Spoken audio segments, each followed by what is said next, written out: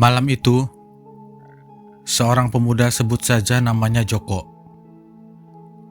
Joko sedang bermain di rumah temannya, ngobrol sambil minum kopi. Kebetulan salah satu kawan Joko ada yang berulang tahun hari itu. Mereka melewati malam sambil bakar ikan dan menikmati sajian dari tuan rumah yang berulang tahun.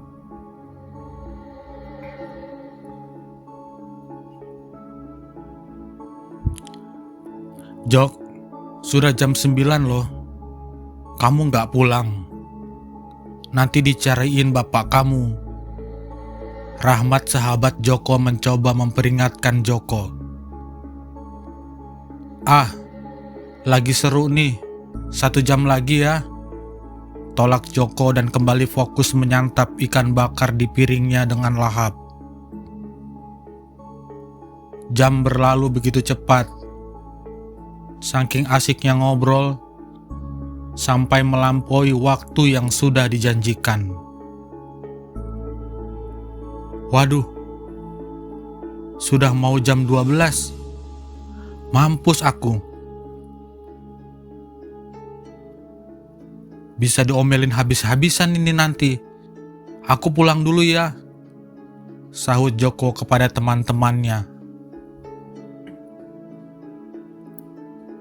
Joko langsung mengambil kunci motor dan bergegas pulang. Awalnya, jalanan masih terang. Ada beberapa orang yang juga berlalu lalang menggunakan mobil maupun motor. Namun, saat memasuki kawasan dekat rumah Joko, lampu penerangan mulai berkurang. Dikarenakan desa tersebut dikelilingi hutan. Sedangkan untuk ke rumah Joko, masih harus melewati area hutan yang lebat itu.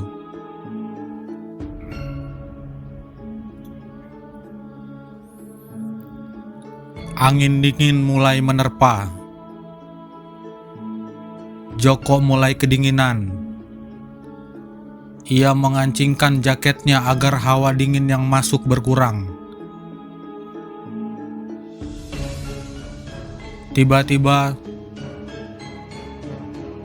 sekelebat bayangan putih melintas tepat di bawah roda motornya. Sontak Joko menghentikan laju motornya. Astagfirullah. Joko melihat benda putih masuk ke dalam semak-semak. Mungkin saja itu kucing, pikirnya.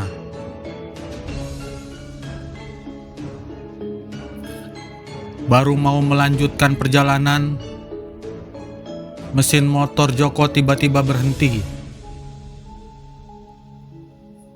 Ya Allah, kenapa lagi ini? Jangan sekarang dong mogoknya. Gak lihat posisi apa? Percuma. Mau memaki pun motor itu tidak akan bergeming.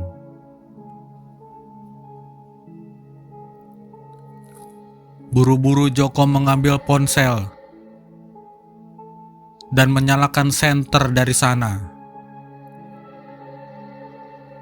Ia melihat speedometer bensin sudah di paling akhir. Ternyata ia kehabisan bensin. Mau tak mau ia harus mendorong motornya sambil mencari rumah yang menjual bensin.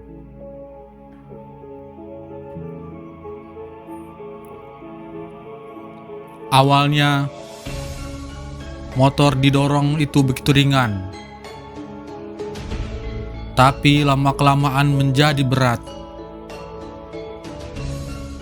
Joko melihat sekeliling. Tidak ada apa-apa di sekitarnya. Aneh. Perasaannya mulai berkecamuk. Ditambah hidungnya mencium bau anyir yang kian lama kian dekat.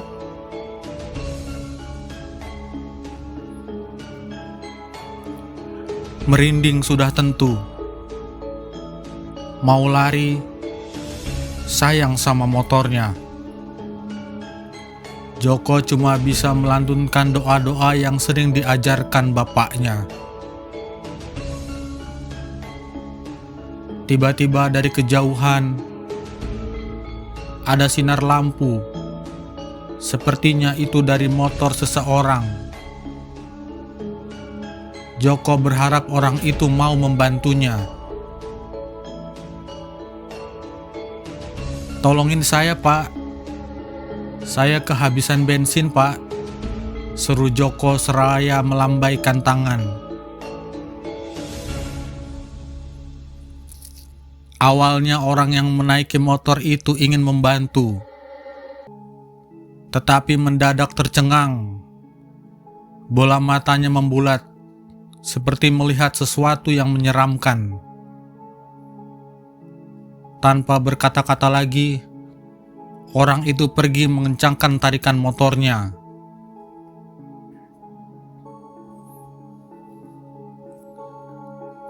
Joko mengernyitkan dahi, bingung dengan aksi barusan. Tak mau berlarut-larut dalam pikiran yang aneh sekaligus bingung. Ia melanjutkan mendorong motornya hingga tiba di depan sebuah rumah yang menjual bensin. Namun tokonya sudah tutup. Nekat Joko mengetuk pintu rumah itu untuk membangunkan penghuni rumahnya.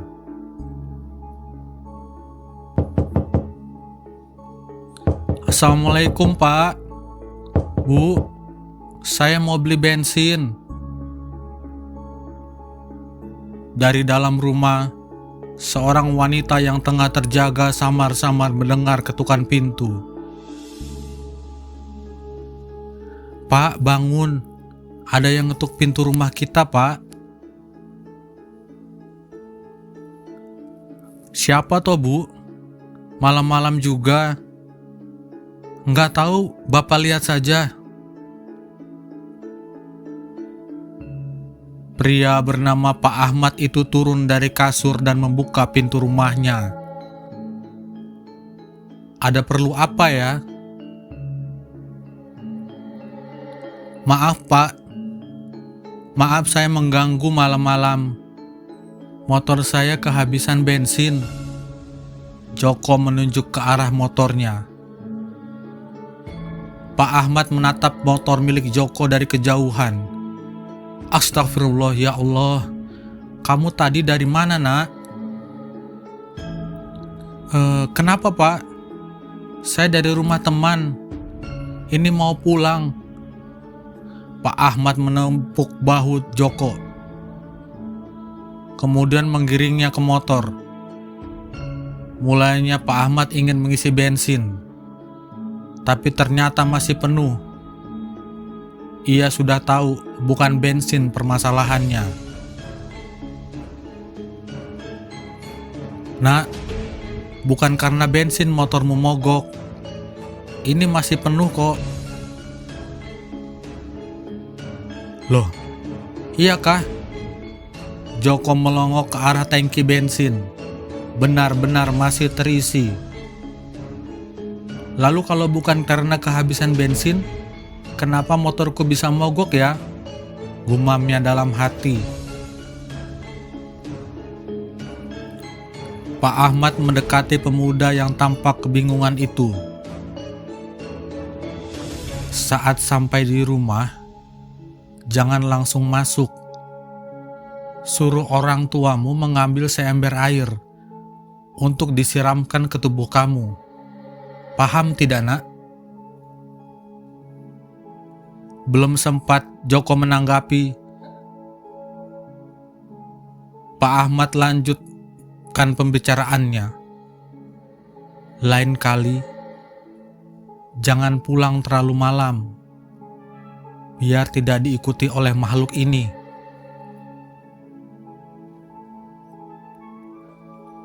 Bagai tersambar petir, tubuh Joko bergetar. Ia mulai paham kemana arah perbincangan mereka. Tidak ingin menunggu lama, Joko segera berpamitan untuk pulang. Motor yang tadinya mogok sudah bisa menyala karena dibantu oleh Pak Ahmad. Namun, Pak Ahmad tidak bisa mengusir makhluk yang sudah mengikuti Joko sejak memasuki kawasan hutan.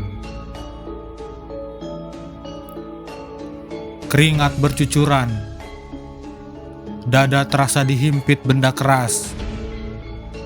Bulu kuduk ikut meremang, mengiringi perjalanan. Joko terus melaju tanpa menengok ke belakang. Di pikirannya sekarang adalah ingin cepat pulang dan bertemu dengan kedua orang tuanya.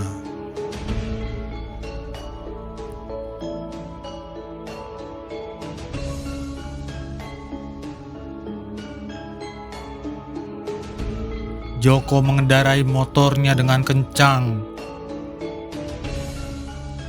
dengan terus menelusuri hutan. Tetapi keanehan mulai terasa. Joko merasa hutan yang dilalui tidak kunjung usai. Ia merasa seperti berputar-putar di satu tempat. Sepertinya saya sudah lewat sini tadi. Kenapa masih di sini saja? Harusnya perjalanan dari rumah teman saya ke rumah itu hanya ditempuh dengan 10 menit perjalanan saja.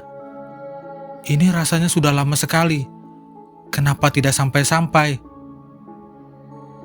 Joko mulai khawatir. Ia mulai merasakan ada rasa yang tidak enak. Motornya pun kembali terasa berat, dan ia kembali menyium bau amis di sekitarnya. Angin berhembus sangat kencang, sehingga membuat tubuh Joko menjadi dingin. Tiba-tiba, di depan Joko melihat ada sekelebat bayangan putih melintas. Joko tidak menghiraukan bayangan itu dan terus menancap gas motornya. Dengan penuh rasa takut, Joko terus menancap gas motornya. Tak lama kemudian, muncul kembali bayangan putih di depan Joko. Dan kali ini, posisinya tepat berada di depan motor Joko, sehingga Joko mendadak memberhentikan motornya. Sosok yang berdiri di depan hadapan Joko adalah sosok wanita berambut panjang, bergaun putih. Joko ketakutan, kakinya gemetar. Dia mencoba menghidupkan kembali motornya namun tidak bisa. Tidak lama kemudian sosok itu pun tertawa. Sontak membuat Joko semakin ketakutan. Akhirnya Joko pun berlari meninggalkan motornya. Ia lari menuju semak-semak di daerah hutan. Dia tidak tahu ingin lari kemana. Yang ada di pikirannya hanyalah ia berlari dan berlari menghindari sosok itu. Setelah lama Joko berlari, Joko melihat ada sebuah cahaya yang menyelinap dari balik ranting pohon. Ia terus menelusuri cahaya tersebut. Setelah semakin dekat, ia sadar bahwa cahaya itu berasal dari sebuah lampu rumah. Ia terus mendekat, sampai akhirnya pun dia melihat dengan jelas bahwa cahaya itu berasal dari lampu rumahnya. Itu rumah saya. Saya sudah sampai. Joko senang. Ia terus berlari, seakan-akan tidak sabar untuk cepat-cepat masuk ke dalam rumahnya. Sesampai di depan rumahnya, Joko mengetuk-ngetuk pintu rumahnya. "Bu, Pak, ini Joko pulang, Pak. Bu, buka pintu." Joko mengetuk-ngetuk pintu rumahnya. Namun, bapak ibunya tidak mendengar ketukan dari Joko. Joko terus berteriak-teriak di depan rumahnya. "Bu, Pak, buka pintu. Buka pintu. Joko pulang." Joko terus mengetuk pintu rumahnya. Sepertinya tidak ada orang di dalam rumah. Ketika Joko sudah ada di posisi putus asa, tiba-tiba ada yang menepuk pundak Joko dari belakang. "Jok, astagfirullahaladzim." Joko pun terkaget, jantungnya berdebar-debar. Dia pikir yang menepuk punggungnya adalah sosok yang mengikuti dia dari hutan tadi. Ternyata ia adalah bapak dan ibunya. "Kenapa kamu baru pulang? Dari mana saja? Bapak sama ibu nyariin kamu." "Bu, Pak, nanti saja ceritanya. Buruan ambilin air. Ambilin air, Bu, cepat ambilin air," rengek Joko kepada bapak dan ibunya. Kemudian bapaknya Joko pun masuk ke dalam rumah dengan membawa ember berisi air. "Cepat, Pak, cepat siramkan air itu kepada Joko." Biur. Langsung bapaknya Joko menyiramkan ember berisi air ke tubuh Joko dengan sambil sedikit agak kesal karena anaknya itu sampai larut malam tidak pulang. Setelah menyiram tubuh Joko, bapaknya Joko bertanya, "Kemana motor kamu, Jok? Kok kamu pulang tidak bawa motor?" Kemudian Joko menjawab, "Tadi Joko tinggalin, Pak, di perjalanan. Nanti saja ceritanya. Joko mau masuk ke rumah." Kemudian Joko masuk ke dalam rumah dalam keadaan basah kuyup bersama bapak dan ibunya. Sejak saat itu, Joko tidak pernah lagi pulang tengah malam. Biasanya sehabis maghrib ia sudah di rumah. Joko tidak ingin mengalami kejadian yang mengerikan lagi untuk kedua kalinya.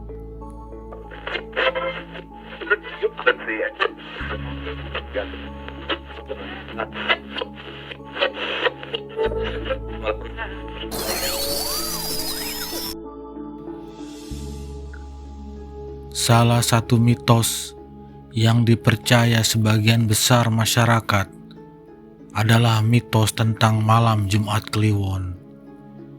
Bagi masyarakat Jawa, tiap hari memiliki makna, termasuk Jumat Kliwon.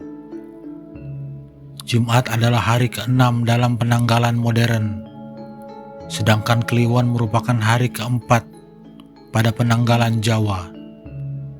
Hari Jumat yang jatuh bertepatan dengan penanggalan Kliwon dipercayai memiliki unsur mistis. Hal ini memang sudah dipercaya secara turun-temurun sejak zaman dulu. Malam Jumat Kliwon dipercaya sebagai malam yang memiliki kesan angker. Bahkan sebagian orang tua terkadang melarang anak-anaknya untuk keluar rumah saat malam Jumat Kliwon. Mereka percaya ada hal menyeramkan yang terjadi saat malam itu. Banyak perspektif masyarakat menanggapi misteri malam Jumat Kliwon. Mulai dari lahirnya mitos seputar alam gaib sampai adanya larangan tertentu, sebagian masyarakat Jawa cukup takut dengan Jumat Kliwon.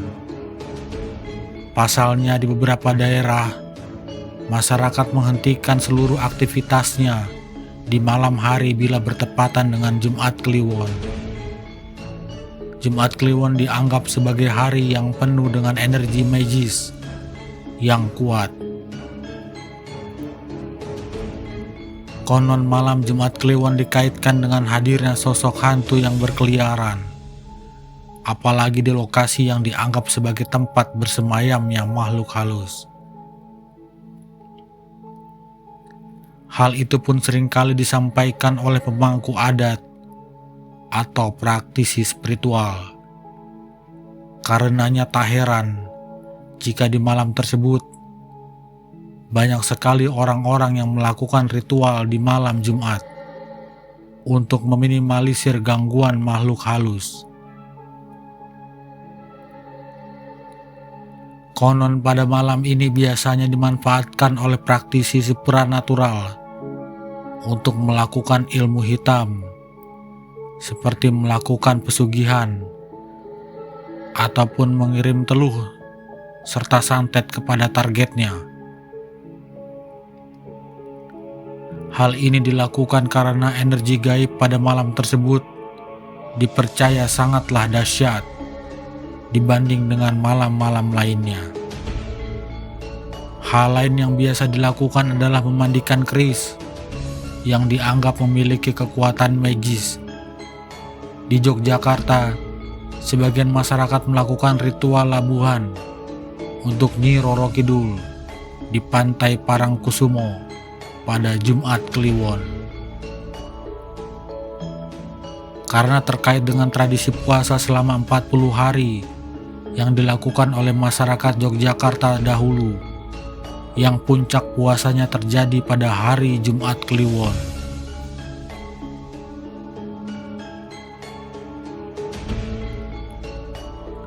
Masyarakat setempat melarutkan beragam sesajen dan juga bunga-bunga sebagai upaya mendapatkan keselamatan serta bukti syukur kepada Tuhan Yang Maha Esa. Di saat malam Jumat Kliwon tiba, dipercaya orang tua atau leluhur yang telah meninggal diberi kesempatan untuk pulang ke rumah pada malam Jumat Kliwon.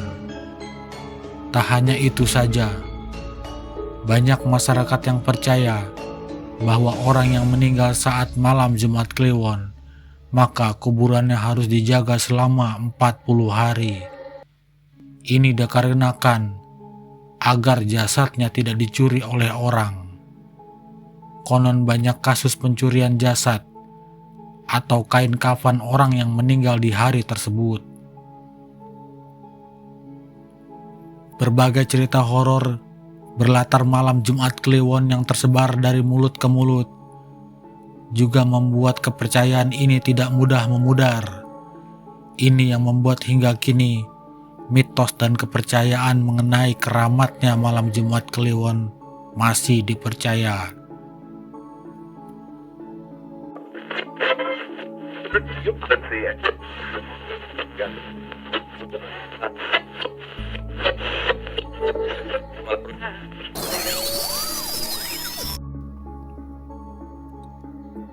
Bagi masyarakat awam, malam Jumat Kliwon adalah malam yang mengerikan, di mana menurut mereka para arwah-arwah penasaran bergentayangan.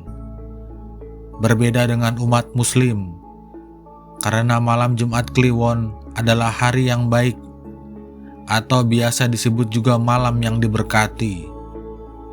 Sama saja dengan malam-malam Jumat lainnya.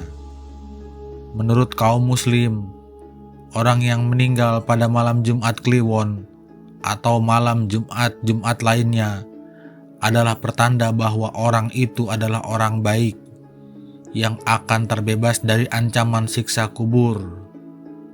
Selain itu, malam Jumat Kliwon memiliki berbagai manfaat, yaitu 1. Hari keberkahan. Setiap hari Jumat, kaum muslim berkumpul bersama-sama di masjid-masjid untuk mengikuti sholat dengan mendengarkan 2 khutbah Jumat sebelumnya. Khutbah ini berisikan pengarahan, pengajaran, dan nasihat bagi kaum muslim yang memiliki manfaat agama dan dunia serta untuk lingkungan sekitarnya.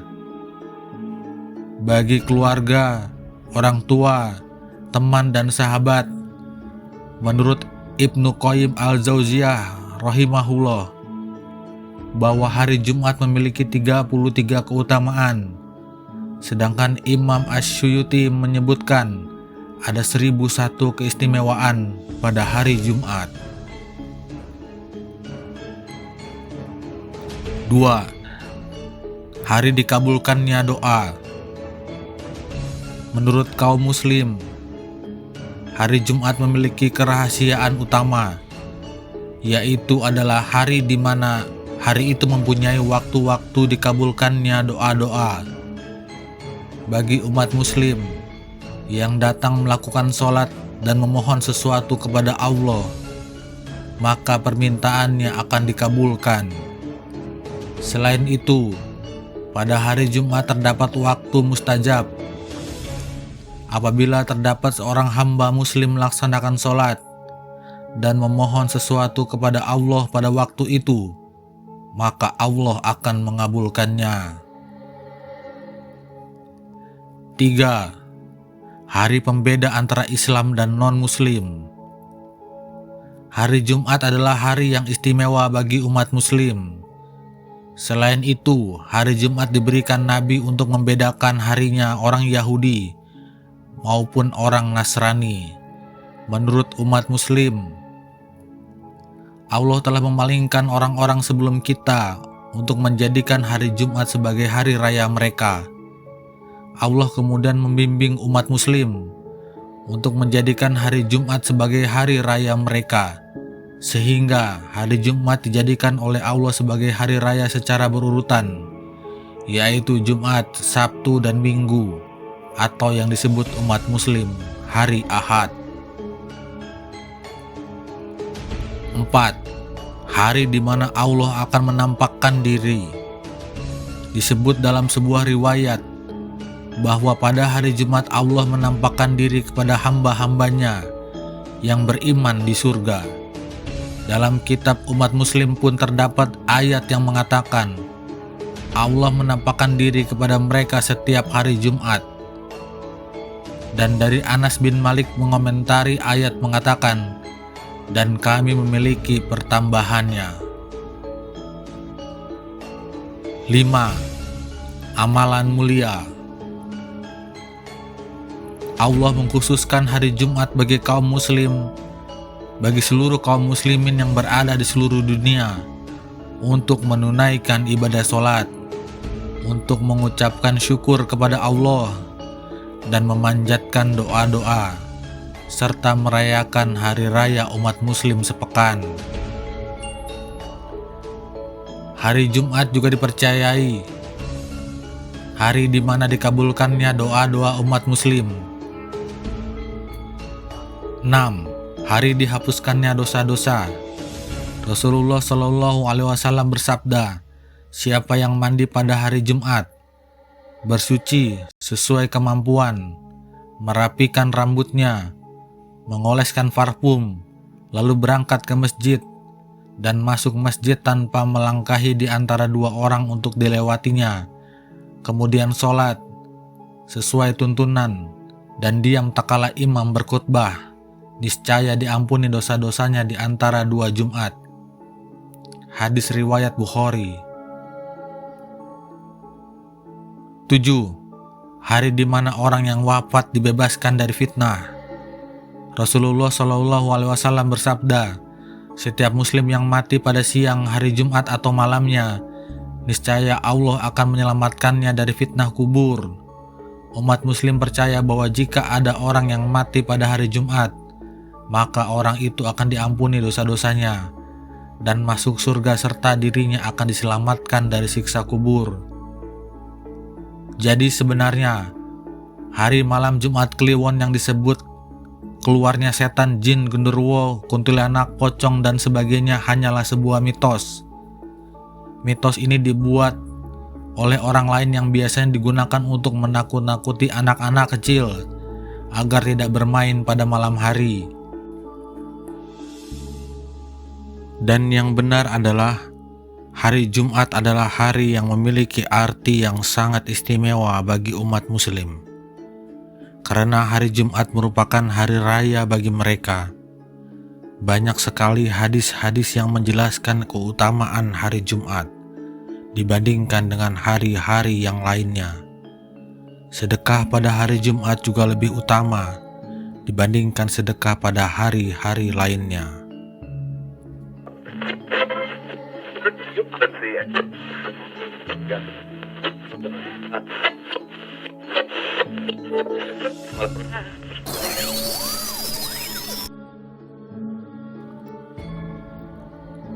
Seorang pria yang wajahnya berlumur darah tampak berlari di sebuah hutan. Sesekali ia melihat ke belakang, takut ada yang mengikuti. Pria itu mengatur nafasnya sejenak dan merasa lega. Ternyata tak ada yang mengikuti. Namun saat ia berbalik, sesosok pocong yang wajahnya berbelatung sudah berdiri tegak menatapnya. "Ah!" teriak pria itu dan bangun dari tidurnya.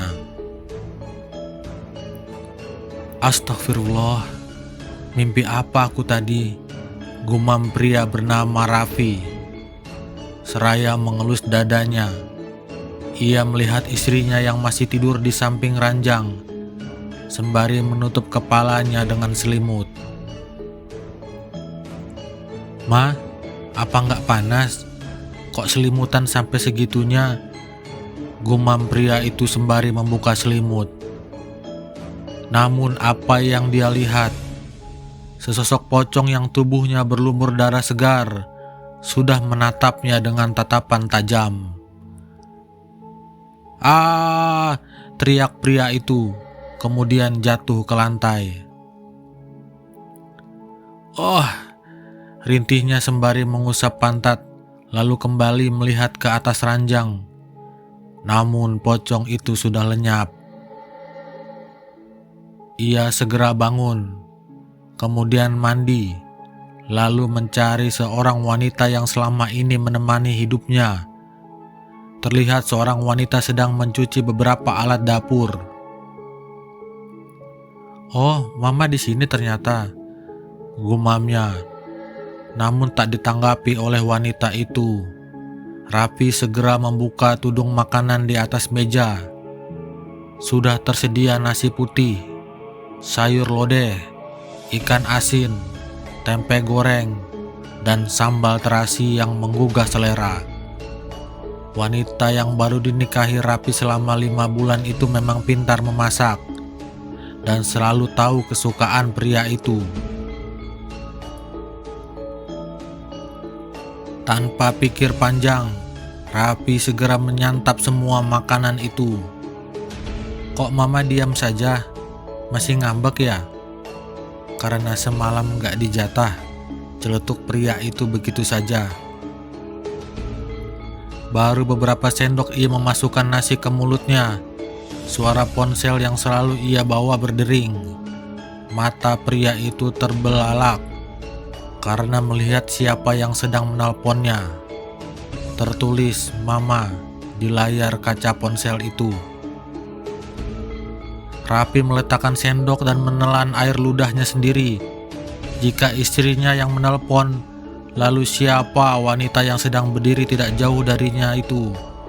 Raffi melirik ke arah wanita yang tadinya sedang mencuci itu.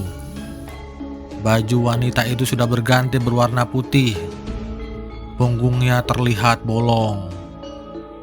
Raffi menahan teriakan. Keringat dingin bercucuran dari dahinya.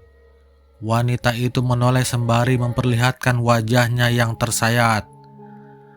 "Ah!" teriak Rapi sembari berlari keluar rumah. Ia bingung kenapa makhluk-makhluk itu mendatanginya. Ia ingin meminta tolong kepada tetangga. Namun, ia merasa rumah-rumah di sekelilingnya menjadi sepi, seperti tidak berpenghuni.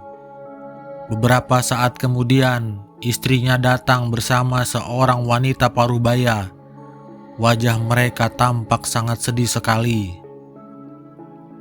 "Ma, Bu, kalian dari mana saja?" tanya Rapi. Namun ia seperti tak dihiraukan. "Kenapa Mas Rapi begitu cepat meninggalkan kita, Bu?"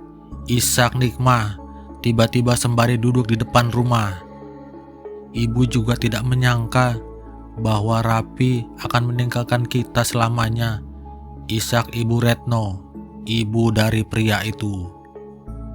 Perkataan mereka bagaikan petir yang menyambar di siang hari. "Itu nggak mungkin, aku nggak mungkin mati," bantah Raffi. Pria itu segera berlari pergi ke tanah perkuburan. Di sana terdapat tanah perkuburan yang masih baru. Raffi menangis terisak-isak. Ternyata ia baru ingat bahwa 2 hari yang lalu ia pergi keluar kota untuk urusan kantor. Kemudian di tengah perjalanan, bus yang ditumpanginya mengalami kecelakaan. Akhirnya jenazah Raffi dipulangkan lalu dikebumikan oleh keluarganya. Raffi masih menangis sembari menatap namanya sendiri yang terukir di batu nisan.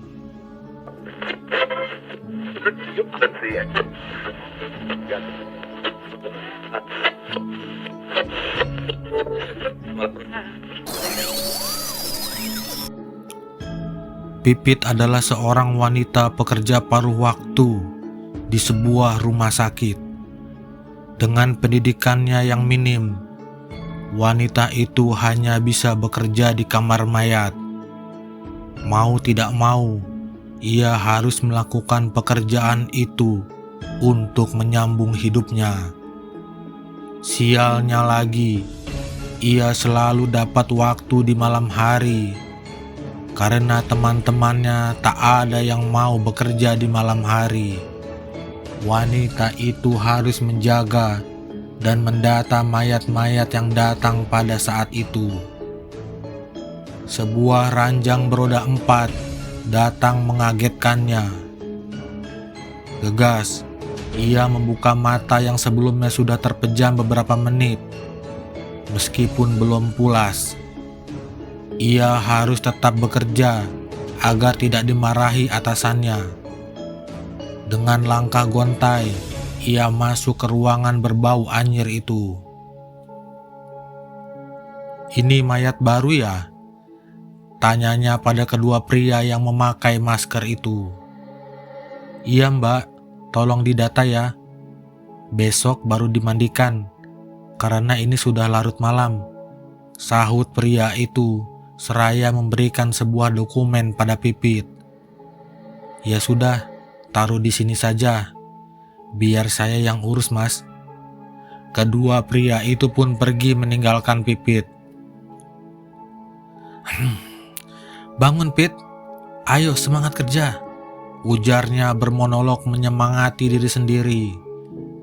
Pipit menatap mayat yang ditutupi kain putih itu. Entah mengapa, perasaannya jadi tidak enak. Perlahan-lahan ia mendekat, mencoba menyibak kain penutup kepala mayat itu. Tiba-tiba, sebuah tangan yang berlumuran darah menjuntai dari kain itu. Astagfirullah. Pipit mundur beberapa langkah karena kaget. Nafasnya pun mulai tak beraturan.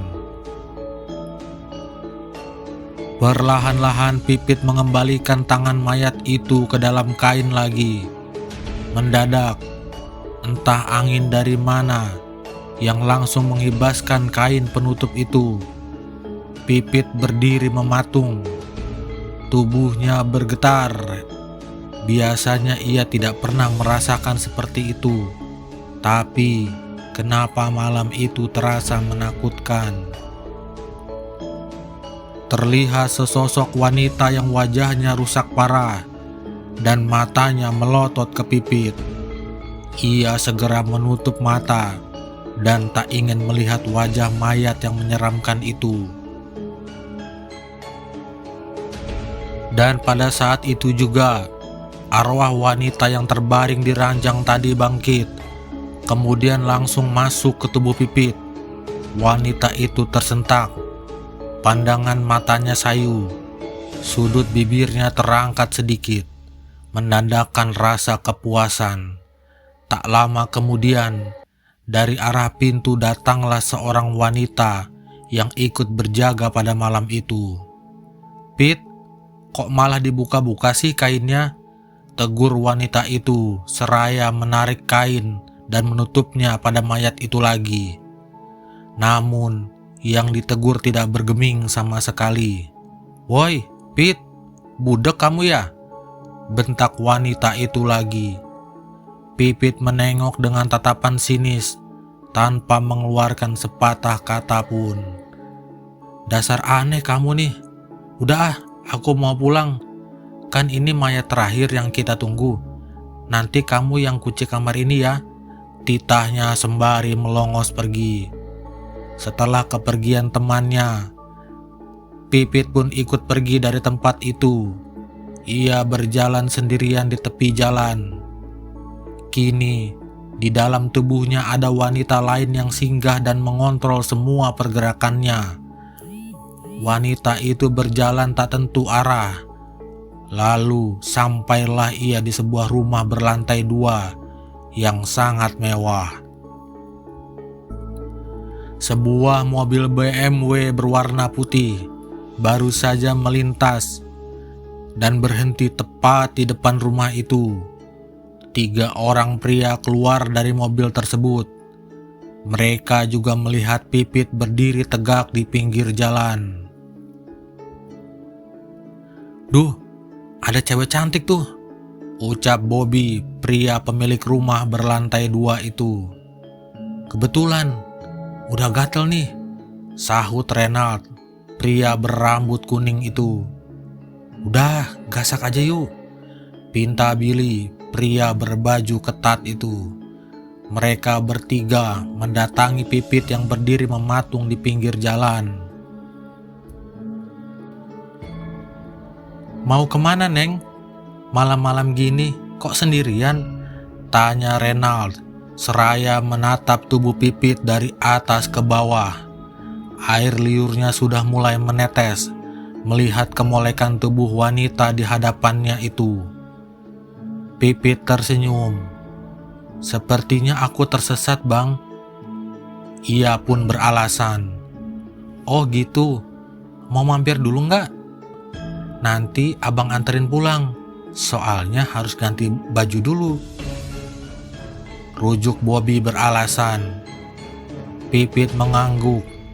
Mereka bertiga menggiring wanita itu masuk ke dalam rumah. Pipit pun duduk di sofa, sedangkan Bobby membuatkan teh manis yang sudah dicampuri obat tidur. "Minum dulu, Neng. Habis ini abang antar pulang ya," rayu pria itu seraya memberikan sinyal kepada kedua temannya. "Makasih, Bang," sahut Pipit dan menyeruput teh itu tanpa berpikir yang tidak-tidak.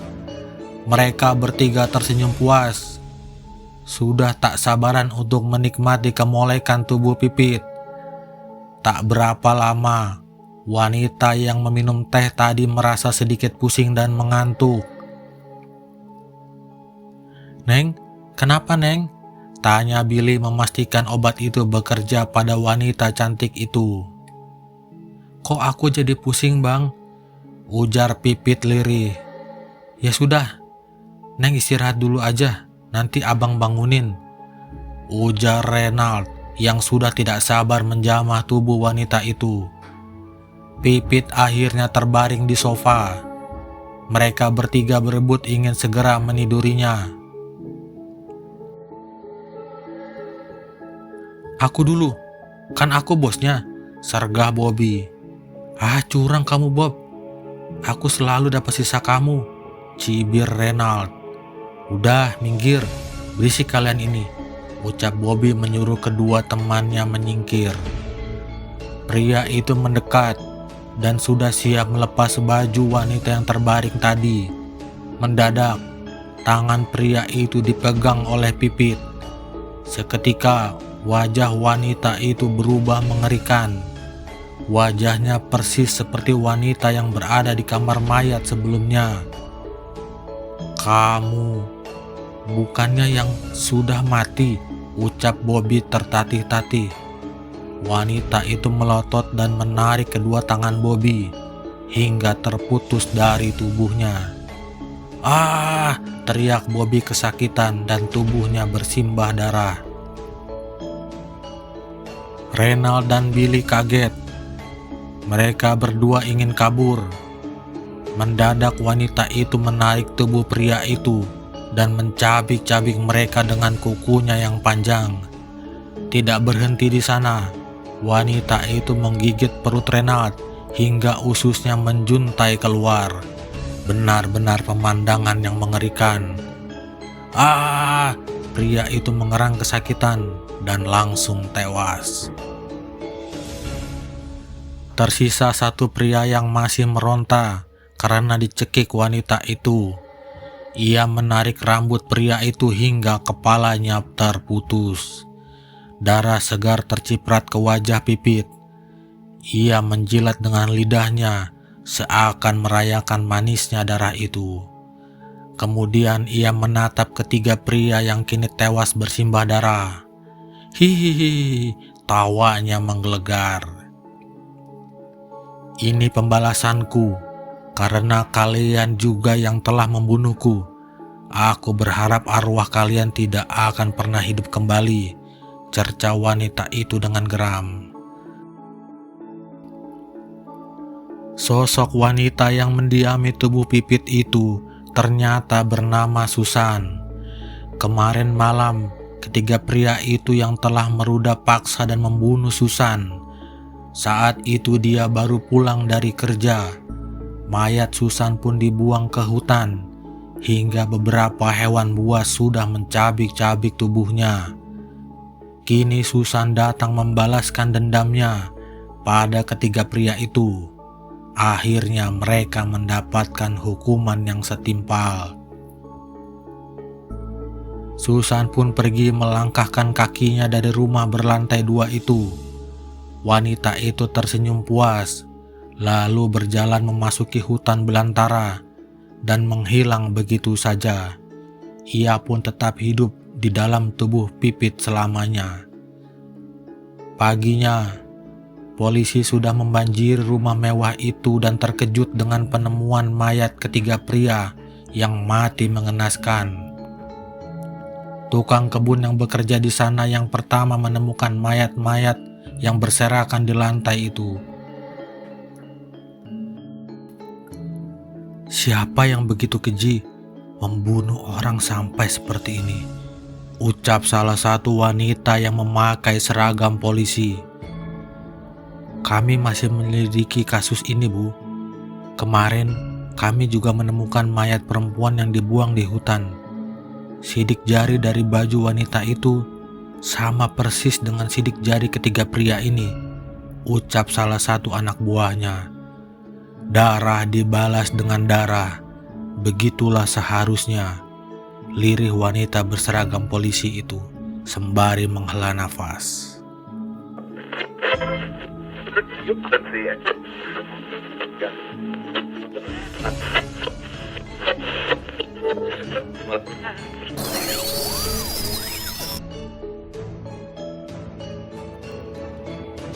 Arwah gentayangan merupakan sebutan untuk arwah yang meninggal dan masih bergentayangan mengganggu manusia.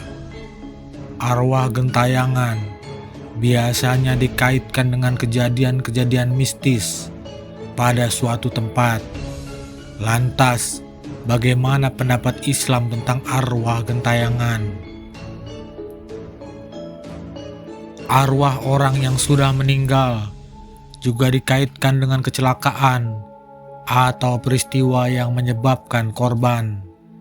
Hal yang membuat sebagian orang percaya tentang arwah orang yang meninggal dengan tidak pantas dapat bergentayangan dan mengganggu manusia. Orang yang sudah meninggal dunia, arwahnya tidak akan kembali ke alam dunia, apalagi untuk berbuat keburukan kepada sesama manusia di dunia. Di sisi lain, orang-orang kafir memohon untuk dibangkitkan ke alam dunia lagi untuk beramal soleh saat hari kiamat. Namun Allah Subhanahu wa Ta'ala menolak permintaan tersebut.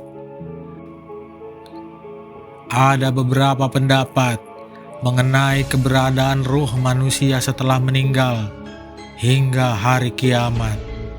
Namun tidak ada satupun ulama Islam yang berpendapat adanya ruh yang bergentayangan.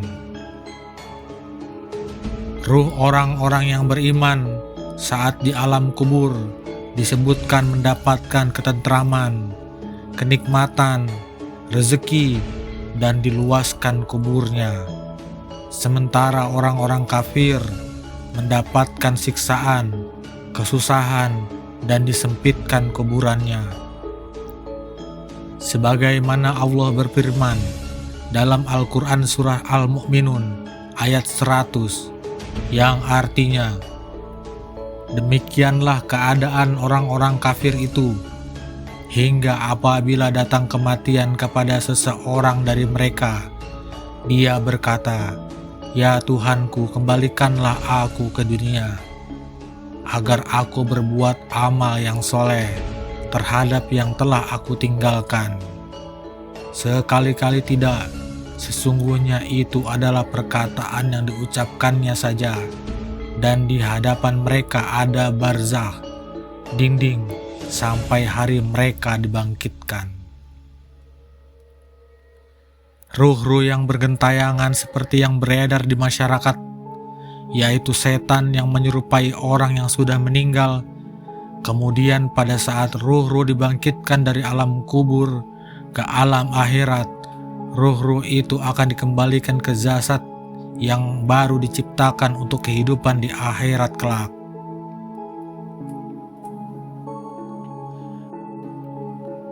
Tidak ada ruh manusia kembali ke dunia untuk menangis setiap hari Jumat. Tidak ada ruh yang bergentayangan. Anggapan ruh bergentayangan disebutkan cuma khayalan seperti di sinetron dan film-film.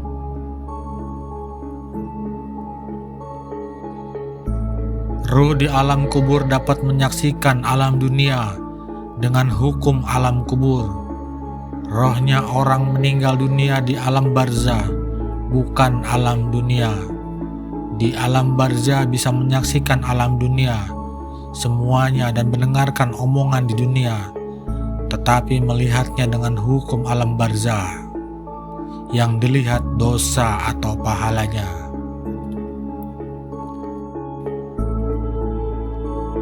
Allah telah menjelaskan bahwa manusia adalah makhluk paling mulia di muka bumi, dengan kesempurnaan melebihi makhluk yang lain atas karunia dari Allah. Allah Ta'ala berfirman, "Dan sesungguhnya telah kami muliakan anak-anak Adam, kami angkut mereka dari daratan dan di lautan.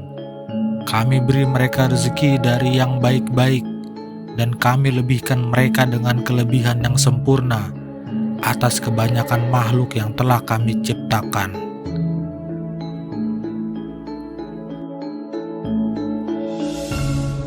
Kita tidak boleh takut yang tidak beralasan, semisal melewati jalan yang gelap, melewati kuburan atau pohon yang angker dengan alasan ada jin atau setan yang akan mengganggu atau menakut-nakuti. Ini tidak benar, karena aslinya jin yang takut kepada manusia. Hanya saja karena manusia lemah imannya dan takut dahulu, sehingga mereka menjadi berani kepada manusia.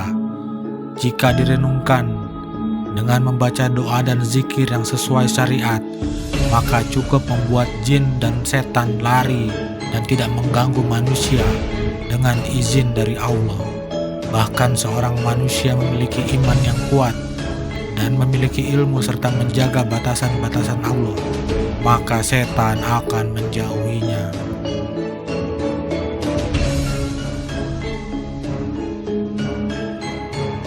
Terima kasih buat teman-teman yang sudah menonton video ini, dan buat kamu yang sudah like video ini, komen di bawah video ini, subscribe channel video Radio Malam, dan share video ini. Terima kasih. Assalamualaikum warahmatullahi wabarakatuh.